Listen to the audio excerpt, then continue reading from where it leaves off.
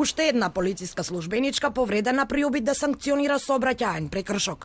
Настанот се случил минатата недела во центарот на Струга, која службеничката му ги побарала документите на 26 годишниот собственик на погрешно паркираното возило, со намера да му пише казна. Како што известуваат од СВР Охрид, во тој момент собственикот на возилото почнал да ја навредува и физички да ја напаѓа полициската службеничка, пошто дошло за силување и го привело насилникот. Денеска полицијата против него поднесе и кривична пријава.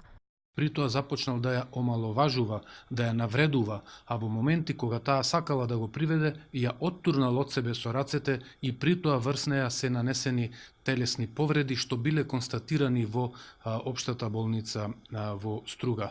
Вербалните, но и физичките напади врз полициски службеници не се реткост кога се работи за избегнување на одговорноста за констатирани сообраќајни прекршоци. Од почетокот на годинава до сега, полицијата забележала околу 15 случаи со нападнати полициски службеници.